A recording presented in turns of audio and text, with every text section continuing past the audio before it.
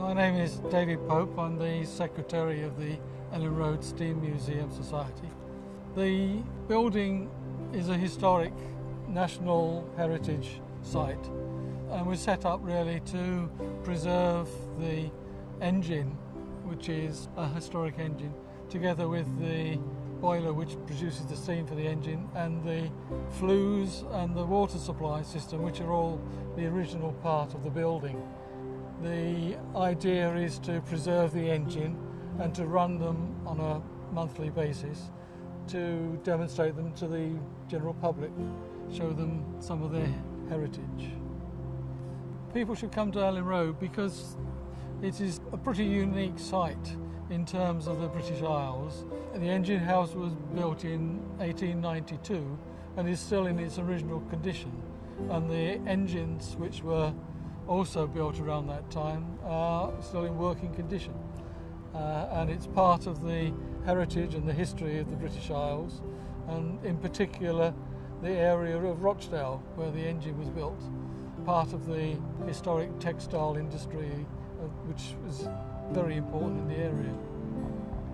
Our main idea is to keep the site open and demonstrating to the public so that we can carry on indefinitely, really.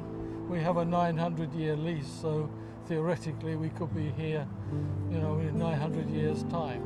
But we're always changing here and acquiring new engines, modifying engines. Part of the attraction of the site is also that we can encourage local groups to come to us and perform dances or music or whatever to keep those sort of traditions going as well.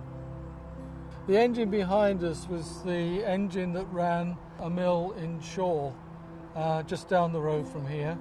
It was taken out in the 1980s and left on the various sites until a few years ago when the owners at the time decided to scrap it, and we persuaded them rather than scrapping it they should give it to us, and it came to us over 4 days.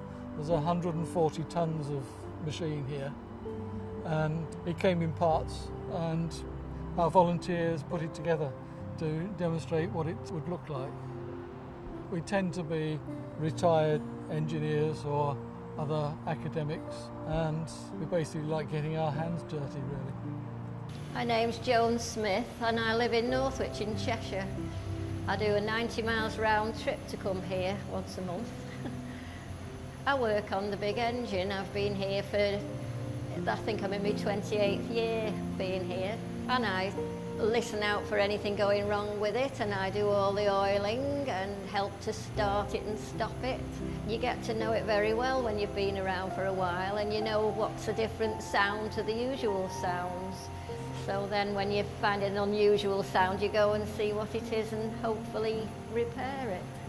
It's a nice place amongst the hills, and it's also got all this industrial history attached to it, which I'm very interested in industrial archaeology.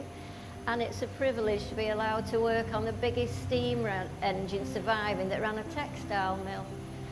It's keeping the history alive for other people to enjoy.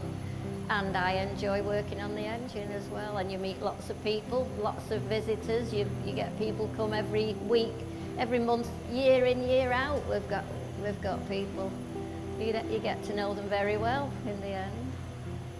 It's a wonderful experience. You get the sounds and the smells and the sight of the wonderful engine, and hopefully you go away with nice memories, and hopefully people come back. People have seen me grow up here. I mean, I started here with short brown hair and now a little old lady with white hair, and I still get the same visitors. I think the future plans are probably to keep it running for the future generations and maybe expand on what we've got already, because when I came here it was just this one engine. Then we acquired the beam engine downstairs. Well, we already had it. We've had it put up in about 1992, and in the meantime we've acquired various other engines and lots of staff, lots of volunteers. You know, you meet some very nice people here. Got a nice cafe. Lots of things go on.